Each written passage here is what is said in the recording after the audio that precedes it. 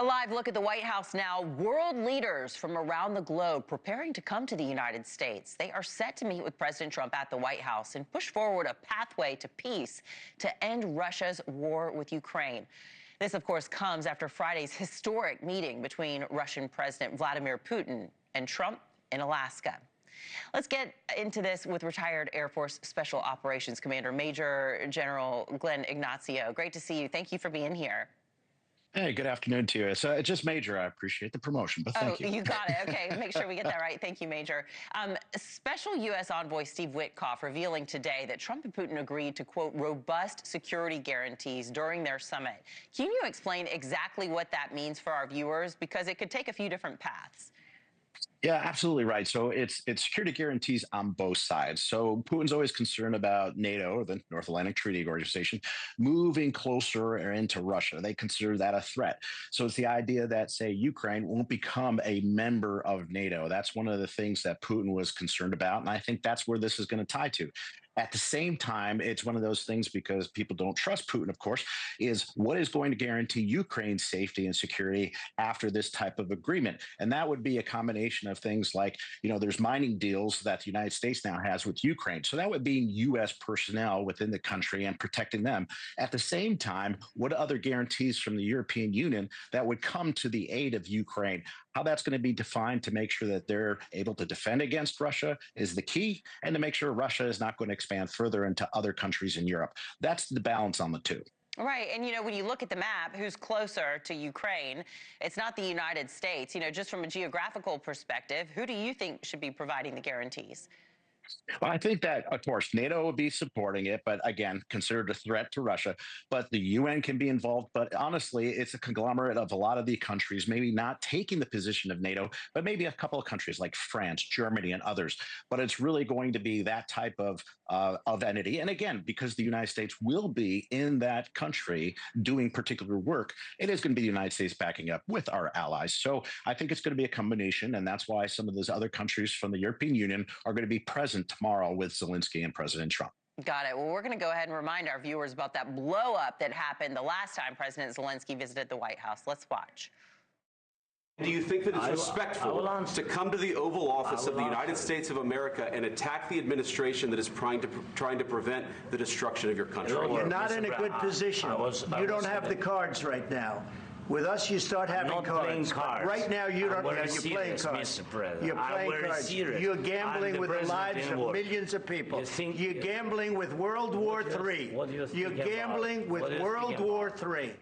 Zelensky was reminding the president in America of all of the times that Putin has defied agreements that he's had in the past and that he can't be trusted. That explosion happening in February. We know the Trump and Zelensky relationship has been on the mend since that iconic face-to-face that they had at the Pope's funeral back in April. Major Ignazio, can and will there be less tension this time? I mean, have they put, is that water under the bridge? What's the mood in the room going to be like this time? Yeah, I really believe so. And here's the reason is, President Trump had to meet one-on-one with Zelensky because Putin didn't want to meet with him, and vice versa. Putin doesn't like Zelensky. So I don't think there would be much progress if Trump didn't meet with them individually. At the same time, there was a lot of leading up. There was a lot of positioning and posturing, both from Zelensky and actually Vice President Vance at that time. So it is one of those things. We saw a lot of demands from President Zelensky and the prior administration. So it went from I need help to actually almost making demands. And I think that put off the administration. Now we're seeing more of supporting Ukraine. You see a lot of the killing and again, seeing it personally of innocents. And I think Trump's really recognized that Russia's been the aggressor. They've also been the ones that have been sort of lying and carrying this forward. So I think that's definitely warmed it. And he's really paying the mediator now in the middle of everything. Yeah, and Trump has been growingly, more and more frustrated, saying, he used to have these conversations with Putin and thinking things were progressing along, and then he'd go and bomb, a nursing home or somewhere close to a hospital or school, or just things that, are not the proper way to handle a war. And charity groups are sounding the alarm, too, of potentially tens of thousands of Ukrainian children being kidnapped and sold online by the Russians. Today, we are getting a look at this personal letter that we'd heard about yesterday from the First Lady Melania Trump. She wrote to Putin, she says, "Every child shares the same quiet dreams in their heart. Whether born randomly into a nation's rustic countryside or a magnificent city center, their dream of love, possibility, and safety from danger. Also, Republican Senator Lindsey Graham saying it is time for Putin to return the children. Listen. My bill to make Russia a state-sponsored terrorism is based on the fact that Russia has kidnapped 19,000 Ukrainian children. So any peace deal must include the return of the kidnapped children by Russia to Ukraine. If you don't do that, that's not a just end to the war. And if Putin doesn't return these kids, he should be a state sponsor of terrorism designation under U.S. law. Is it time for the United States to designate Vladimir Putin and Russia as a state sponsor of terrorism? Oh, that's a delicate thing, and at that point, we get into a whole different game. I don't think it's one of those things to go to a state-sponsored terrorism, as we saw. Like, you look at Iran and what they did, right? I mean, with all the Houthis and so forth. So it's totally different. I think that would push it off. But I'll tell you, near and dear is about the children.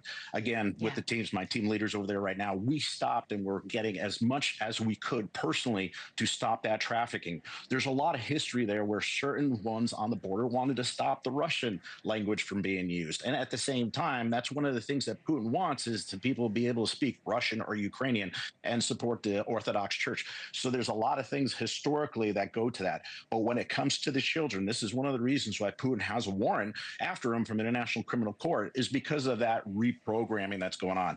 Absolutely illegal. It's been horrible to see, and that has to stop. And I'm really glad that yourself and Robert Sherman has been very vocal about this. I can't embrace what you've been doing as Newsnation, making this clear to everybody. Yeah, we're really trying to sound the alarm on this one. I mean, tens of thousands of kids being kidnapped, allegedly, by Russia. Unreal. And many have said that the only real language that Putin understands is serious, serious pressure. And so some are wondering if what needs to happen is the United States should be issuing some sort of secondary sanctions too. And Lindsey Graham says that punishing countries like China and Europe for buying Russian oil may be necessary to put pressure on him by crippling his fossil fuel economy. We've got some numbers here about how much Russian gas is being bought by the EU. If we can go ahead and take a look at that, 49% liquid natural gas, and 39% of the market there, pipeline gas there. So what do you think should happen? When and how would that happen if it does? Yeah, great. Well, we're actually seeing a lot more exports increase in the United States for LNG, or liquid natural gas, out to Europe, which is a good thing, and good thing for our economy. But as we look at this and we look at Putin's mentality, ego, etc., Putin has to, regardless if you like it, has to come across like he's winning in some way, shape, or form to this. So is this going to be one of the things where it's a penalty with all of the sanctions, which are sanctioned to the ears? That's why we got to go after India and China. Or is it going to be an incentive to actually get him to leave Ukraine? So that's the balance. But one of the things that happened before Alaska, about 3 or 4 days beforehand, is that Putin called the BRICS countries, Brazil, India, China, and South Africa, to talk to them. And I think that was to have some kind of life ring as far as what happens if those type of sanctions with China and India go. So that is one of the things that would be very significant and impact Russia further. They have about a 10+% inflation right now, and they're having trouble with that. Yeah, and from our perch, we don't want to see Russia and China get any closer to one another either. Retired Air Force Special Operations Commander Major Glenn Ignacio, thank you so much. I know you've got a lot of connections there in that country, so thank you for sharing your insight and analysis today. Appreciate it. Absolutely. Great to be with you. 20 minutes before the top of the hour.